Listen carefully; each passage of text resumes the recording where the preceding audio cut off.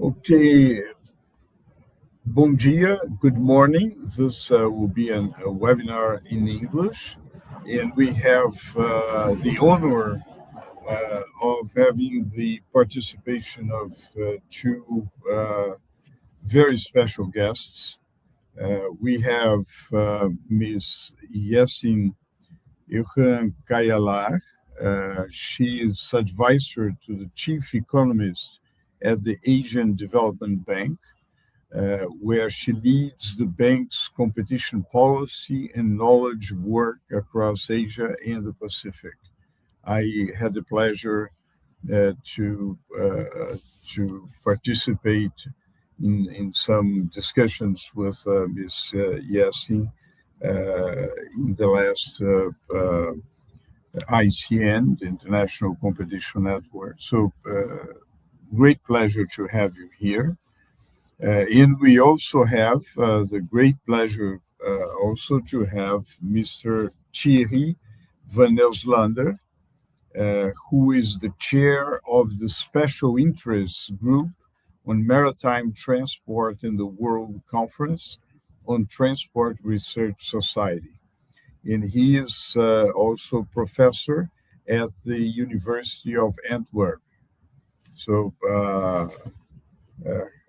really, for Brazil, this is a very important discussion.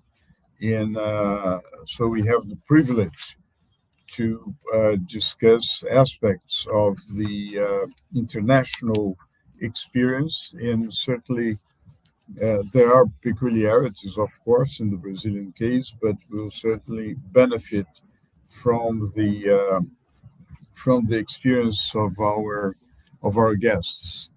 There is a consensus that Brazil's seaports capacity is dangerously close to its maximum. So we do have a bottleneck in the ports.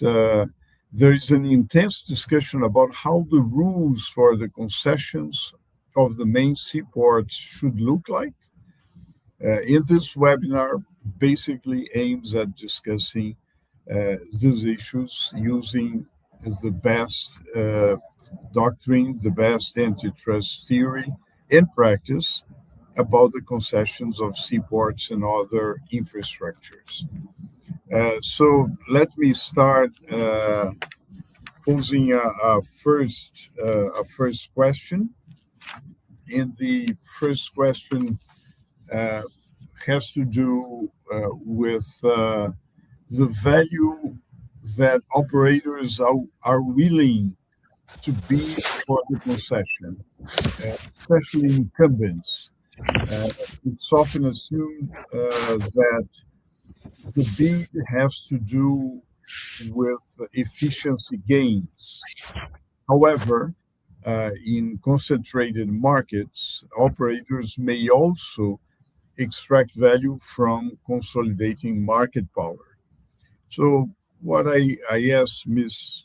Yassin is, in your view, how do the firms balance efficiency gains on one side in market power on the other side? Of course, we want efficiency gains. We don't want market power in terms of the consumer's welfare. What are the implications if regulators don't take into consideration that distinction between efficiency gains on one hand and market power on the other hand? Again, thank you very much for your participation. Thank you very much, Jessner, for the kind introduction, and to Go Asociados for inviting me to join this very interesting discussion with such an august panel. For the purpose of our discussion today, I would like to speak from an economic development perspective, drawing on my experiences at the Asian Development Bank, where my job is to help governments get infrastructure right with the right amount of competition incorporated.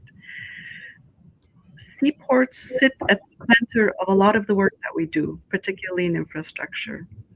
And they are the choke points through which a country's entire trade-led growth strategy passes. And I would like to start by sharing that perhaps we can jointly consider that getting the concession design right is more than a competition aspiration, but it's a growth imperative. Now, within that framework, if you will permit me, Jesner, I will make some observations before coming to the question that you've kindly posed. As you said, bid value can reflect market power and efficiency gains, right? And the starting point, of course, is antitrust theory in concessions is that a winning bid can reflect both of these.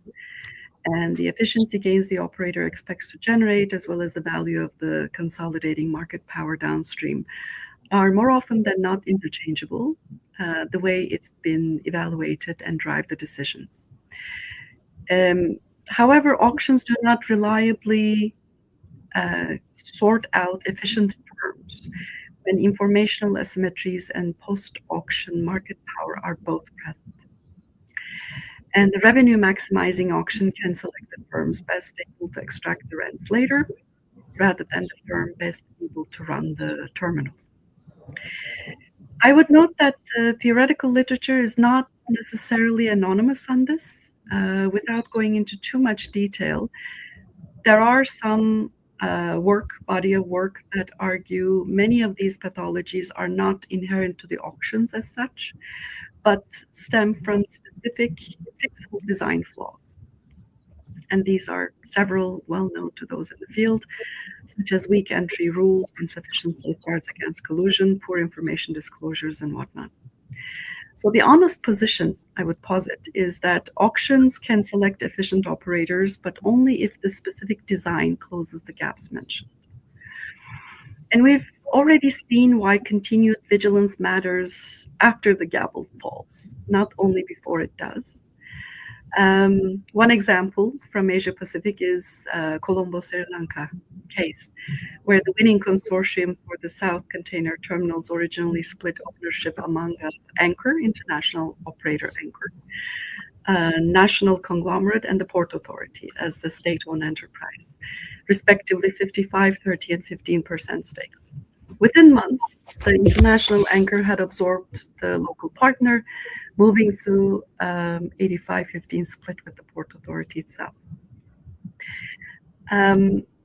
The competitive structure the tender envisioned had already shifted before the terminal was even built. Now, this poses a question not only for the efficacy of the terminal operations, competitiveness of the market, but also for the regulator's role going forward in this.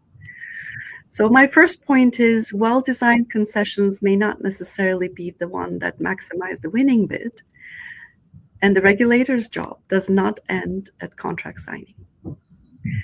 Secondly, vertical integration is an ongoing global construct and a structural trend, and it continues after the award. Across Asia Pacific, we see shipping lines buying into terminals, global alliances like the Ocean Alliance or the Gemini Corporation sit alongside terminal level consolidation itself. Again, an example for this would be from Lam Chabang, Thailand. Lam Chabang is Thailand's main container gateway.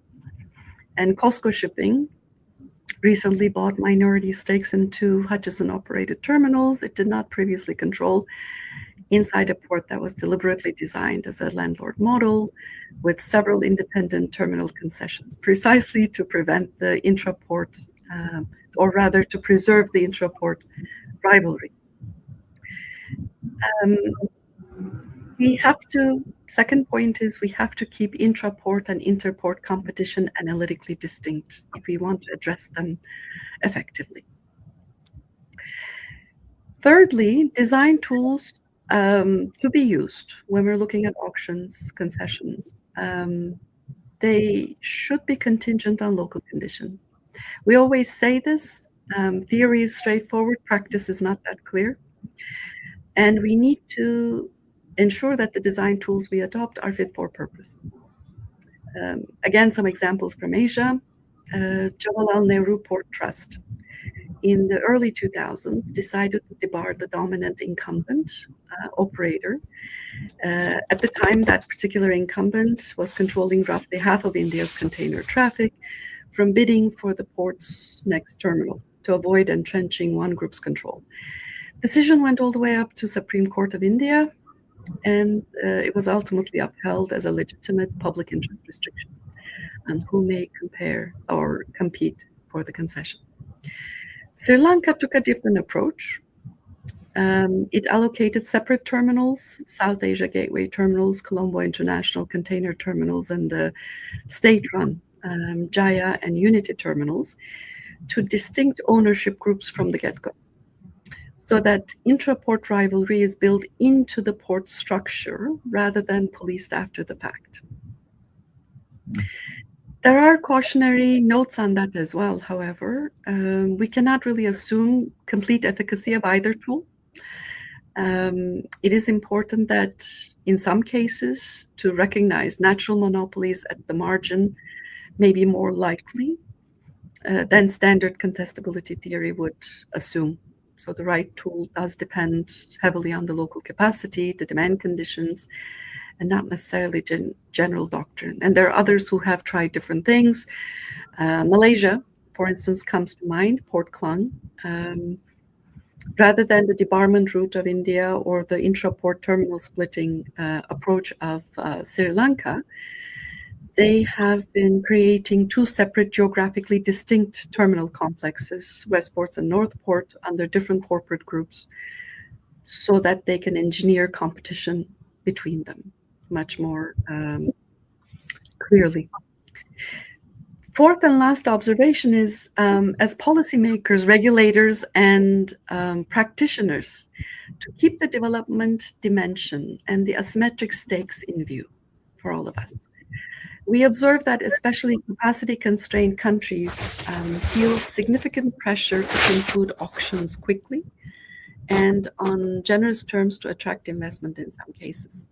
But the users who bear the cost of a concentrated, under-competitive terminal market for what could very well be 25 to 30 years of the concession are exporters, importers, and consumers, who are typically silent or have far less voice in the bidding process than the bidders themselves. And in our competition policy work at ADB across the region, we consistently find that regulatory capacity to monitor conduct after the concession is signed is the scarcest resource in developing port markets, sometimes even scarcer than capital. Now, in this general outline or context, if I may, concession theory about efficiency versus market power, coming back to your query on that. Firms balance efficiency and market power considerations by bidding up to the point where the marginal unit of currency is justified by either source of value. One can go as far as to say, from the bidder's perspective, the two are substitutable, as I mentioned earlier, in forming the bid, which is the core of the problem, if I may. The implication of ignoring the distinction is what I'd call the winner's curse in reverse. Instead of overpaying and losing money, the market power bidder overpays and recoups it later through slower investment, tariffs above cost, coordinated behavior with affiliated shipping lines, the list goes on. Now, these costs show up as reduced trade competitiveness for the whole economy, not as a line in the concession accounts. We saw this play out post-award, not only at bidding in Colombo, the original joint venture merging afterwards, but we also saw that the competitive structure envisioned at the tender stage shifts fairly quickly and in ways that are not perhaps foreseen or planned for at the beginning of the auction. Regulators need to evaluate bids against non-price commitments as well, such as access rules, tariff caps, and investment schedules, and retain legal authority to review ownership changes for a defined period after award. If I may reiterate the point, the auction rules and the post-award monitoring regime have to be designed together, not treated as separate problems under the accountability of often uncoordinated agency actions. Over to you, Gessner. Okay, thank you very much for very interesting points in your experience. And you mentioned several cases which certainly can serve as a reference for our discussion. And now I turn to Professor Thierry Van Oslander, and let me pose the same question. In your view, how do firms balance efficiency gains on one side and market power considerations when forming their bid? And what are the consequences for the best type of regulation and competition policy? Professor Thierry, pleasure to have you here. Likewise, first of all, thanks, Chester, for having me invited to this session. And then second, I would like to say I concur with everything said before already by Yesim, both the general qualification she made, but also then this relationship indeed between the market power and the efficiencies on the other hand. And on that note, I would like to add maybe that also I have experience in all the research that we have done at university and also globally, that indeed candidate operators for sure do look at market power, but also at distribution, in the sense that they also want to spread their capacity, their operating capacity in ports over multiple ports or terminals in case of emergency. So in case that anything happens in one port, they want to be able to also handle ships and customers in other ports. So that's why we also see that linkage indeed between market power on the one hand, and then on the other hand also the efficiency they want to have within their terminals and ports. So efficiency and market power, they have to be put into balance, I think, in any case. And it can be that an operator sometimes even gives in a little efficiency so as to win market power in another location. So these are things that we also observe from our research. Now, another element, and also Yesim has touched upon that already, is about vertical integration. And today the competition is no longer that much in the first place between ports or between terminals even, but it's between supply chains. And that's why we see that vertical integration starts to play a strong role in ports and in terminals. And we see that operators more and more try and see where they can establish or control entire supply chains rather than just controlling a terminal in one specific port. So for sure, we should not look at terminals in isolation, but we should see them as part of entire well-functioning supply chains. And if I may, I would like to illustrate that with a couple of slides that I would like to share. And I'm just going to try and share the screen, if I may. But now I need to get to the right slides. There we go. I think you should be able to now see my shared screen, if that is correct. Yes, well, we see it. First of all, I want to show a slide from a research we have conducted, mainly focusing on the ports you see on the right side. So in the European Hamburg-Le Havre range, including Rotterdam, Antwerp, and Hamburg. But for sure, the findings are valid also more globally. And we looked at which criteria do decision makers who decide about which ports to call at, which criteria do they take into account. So we distinguished among shippers, shipping companies or ship operators, and also freight forwarders. And we see that for each of them, the first ranked criterion is always the port cost. Yeah, the port cost is the amount of money they have to pay, so the out-of-pocket expenses, which means the amount the ships or ships calling have to pay to the terminal operators and or to the ports. So the port use plus the terminal charges. And of course, that cost is the result of, on the one hand, efficiencies at the port terminals. The more efficient the terminal is, the lower we can expect the cost to be.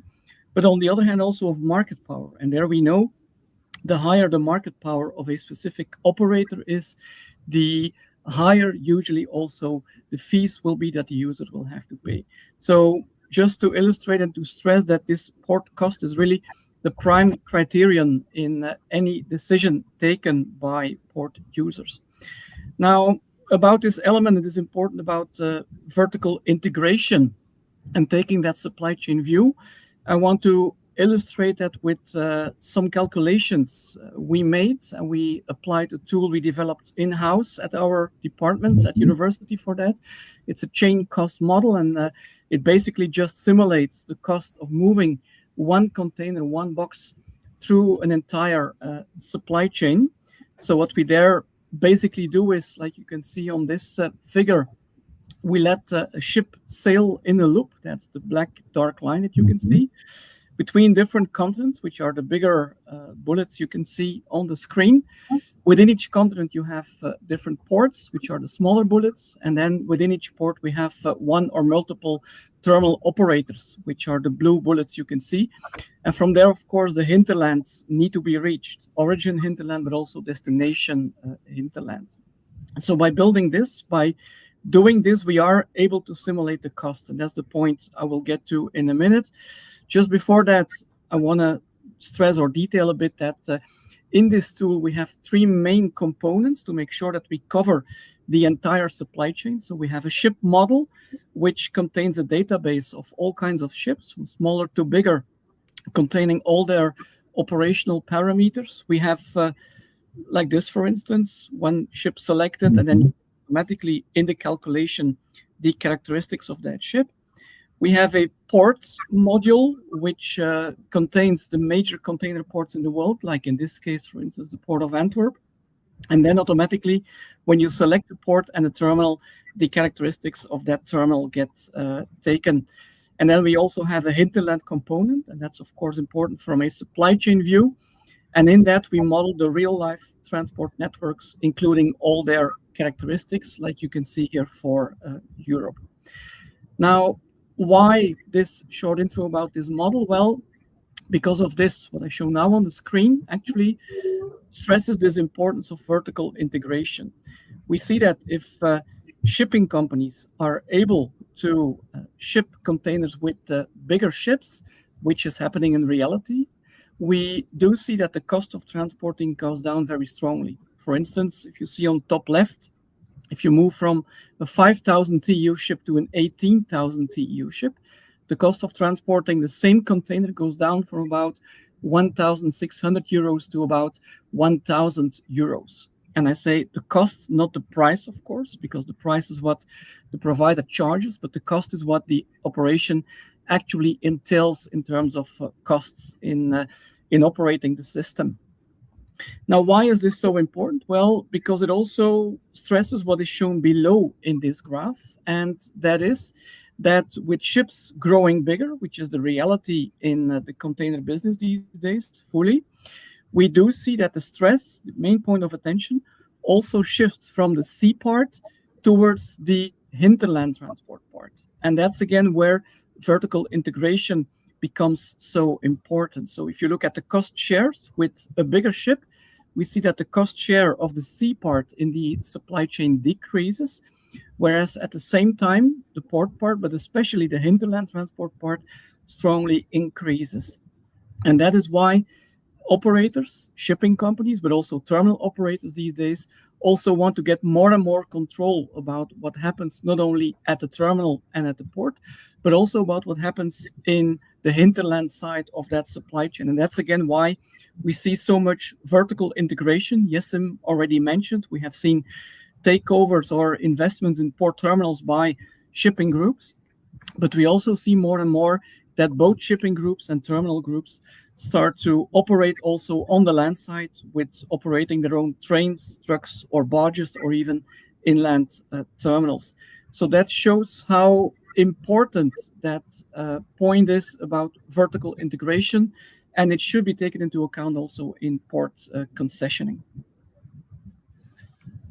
Excellent, Professor Tahir. Thank you very much for those considerations. The discussion about vertical integration is key in this debate. Let me pose another question uh, for uh, uh, for both of you. Ports such as Antwerp are frequently cited as examples where high concentration among terminal operators uh, coexists with robust competitive dynamics. Uh, so this is an important reference that we have of the port of Antwerp. However, in Brazil, one of the main concerns is the risk of concentration among the major players in terminal ports. In your view, in your experience, are these comparisons valid in the Brazilian context? Conversely, are there any international examples that you believe that we could dedicate more attention, that would deserve greater attention in this debate? Let me turn to Ms. Yesin and then back to Professor Thierry. Please, Ms. Yesin. Thank you very much for the question, Jessner. Mhm. I would be cautious about the Antwerp comparison unless the underlying conditions are verifiably similar.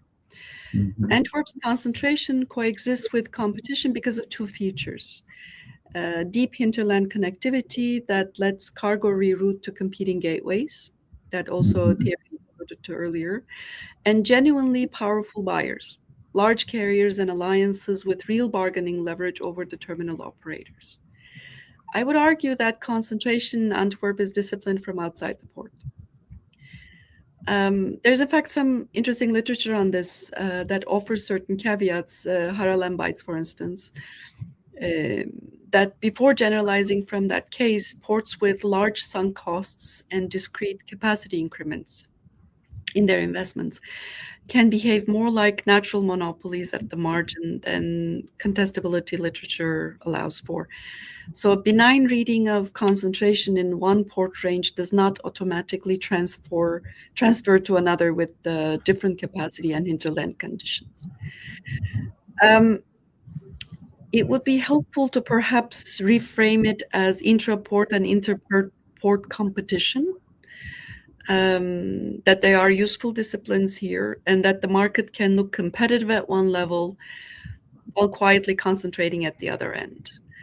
And I would defer to domain experts on the Brazil case per se, but what I do observe as someone looking from outside the market, Brazil's container terminal market shows the combined share of the top four operators rising past roughly three-quarters of the national market in recent years, alongside overlapping alliance structures that we talked about, Gemini and Ocean Alliance, both of which count active Brazilian carriers among their members, actually.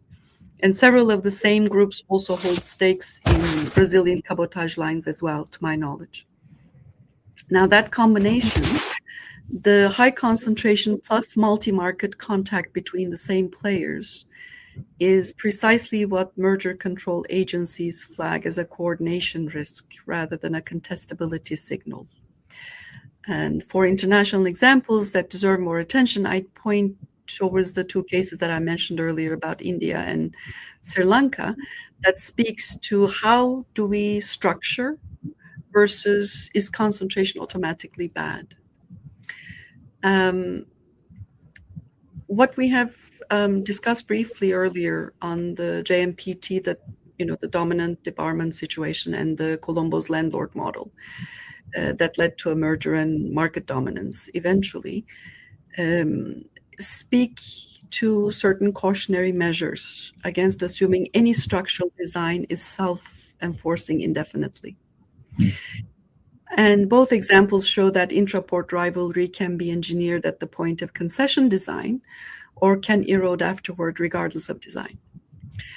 And that, to me, is a more directly useful comparison, perhaps, for this debate than the Antwerp's perhaps somewhat different starting conditions. And I'd leave it to Brazilian regulators and competition authorities who know the local market far better than I do to judge how closely those conditions map onto the Brazilian case. Thank you very much, Ms. Yesin. And now I turn to Professor Thierry, who is at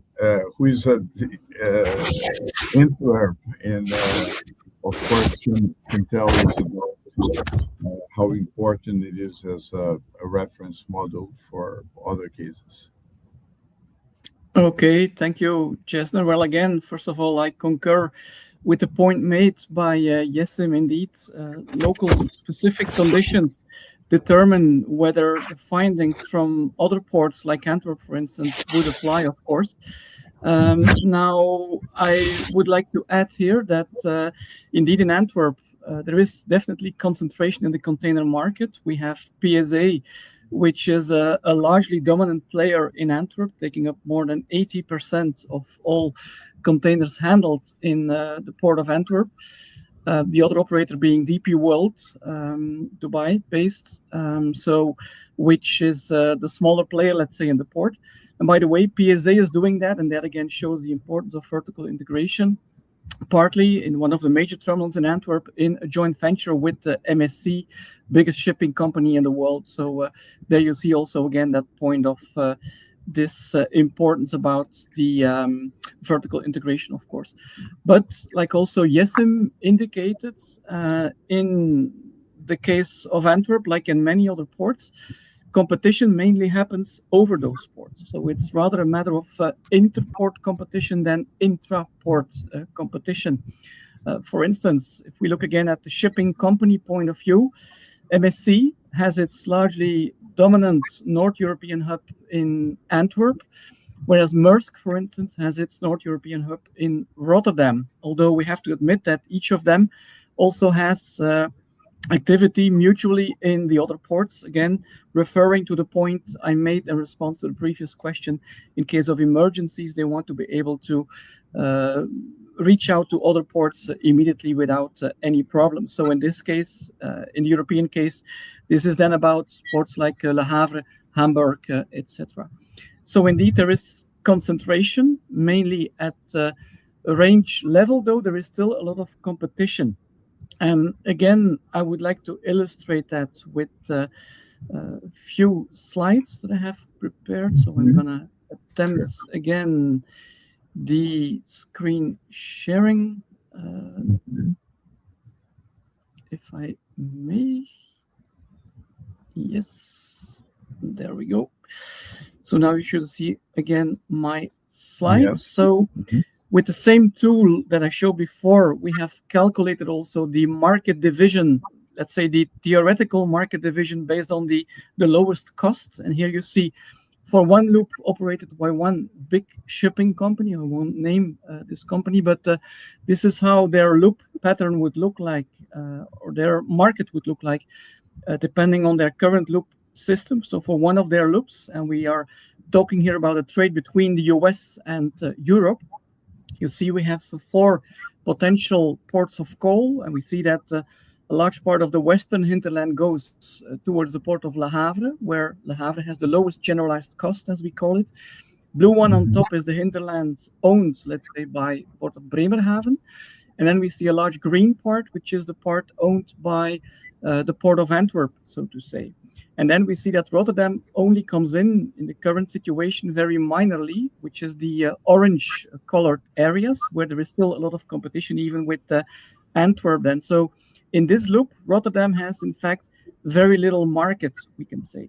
Now, if port tariffs or if supply chain tariffs change, this has an immediate impact. And I want to show you on the next slide the comparison with what happens in case we do internalize for the full hinterland external costs. Yeah, and external costs is maybe a different matter, but in fact, it returns to the same thing, namely a cost increase for the supply chain and for the operator.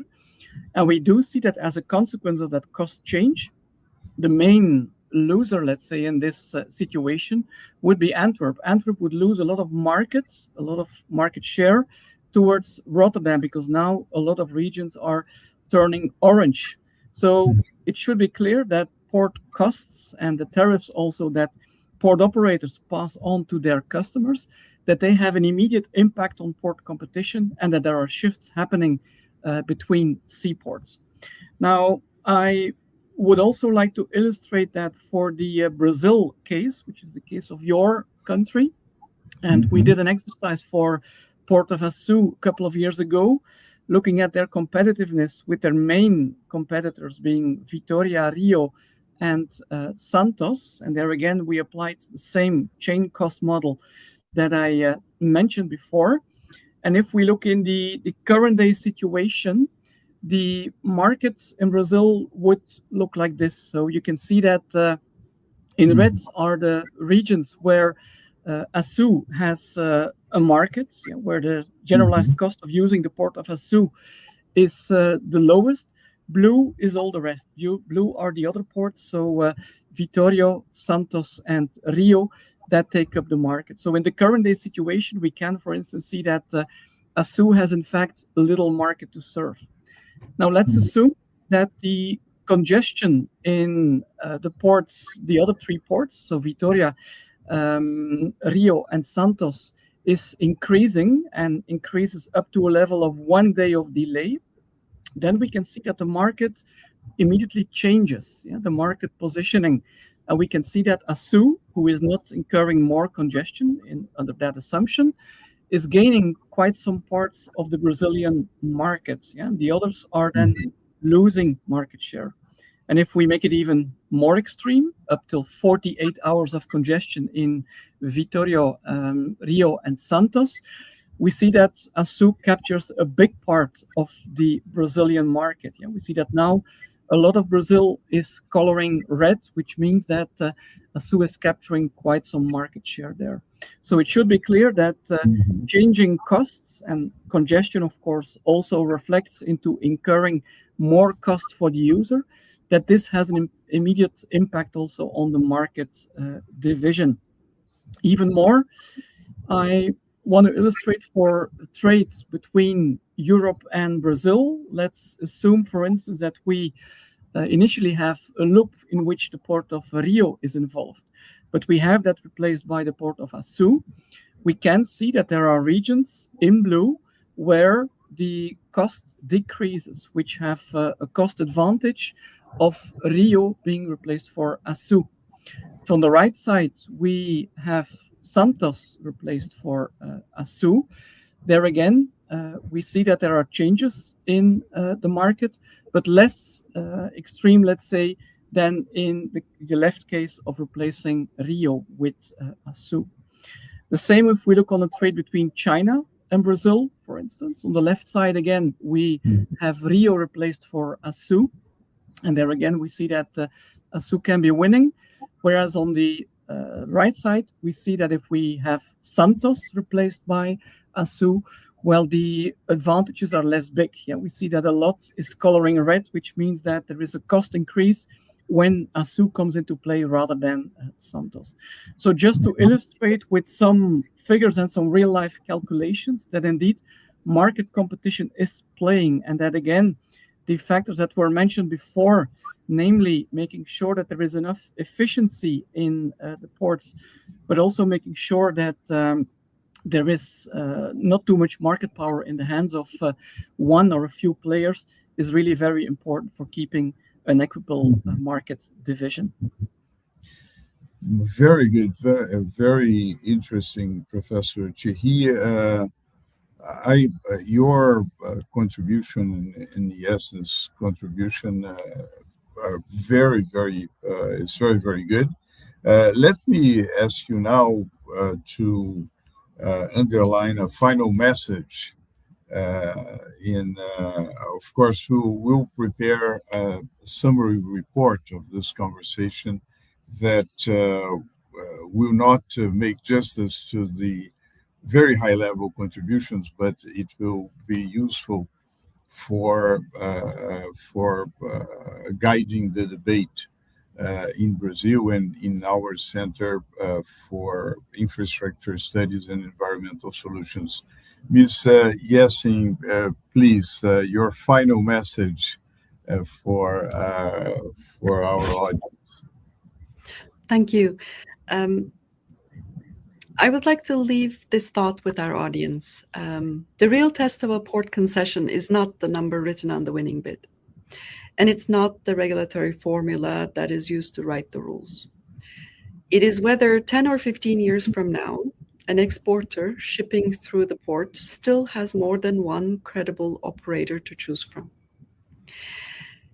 We've seen some examples that I've shared with you as well. There are certain cautionary tales and reminders. Competition engineered at the podium on auction day has to be defended again and again. And I would argue that competition policy in ports is not a decision, but a discipline for all of us to uphold. Thank you. Thank you very much, Ms. Yassin. And please, Professor Thierry, what's your final message? Mm-hmm. Well, I tend to fully concur with Yassim again that competition is maybe more about monitoring than about the initial decision to be taken. And there we live in a world where we see that big players in the markets on the shipper side, but also on the shipping company side, are growing very strongly, growing into very big players, very powerful. So I think more than ever, we have a big need of strong competition authorities and strong regulatory authorities, which not only are able to monitor, and that's already a difficulty of its own, let's say, to find the right data to do this, but also the possibility and the rights and the power to intervene into the market. Because competition is really played at global level. Port competition is more and more not only even continental, but even getting a global issue. So I think that also from a regulation point of view, we have to follow that. And we should not restrain to very small scale regulators with very little power and a very limited scope. Very good. Thank you so much. Thank you, Dr. Yassin, for your precious time. You are, I suppose it's 8 p.m. in the Philippines, and you stayed with us and certainly contributed a lot to our debate. A very good afternoon to Professor Thierry, who is in Belgium, I presume, and still has a lot of work to do at the university. So for both of you, our thanks. We'll send you the summary report for your revision, and of course, we want to maintain the relation with you and continue this debate, which will help enormously public policy in Brazil and I presume in many other countries. Thank you very much. Thank you. You're welcome.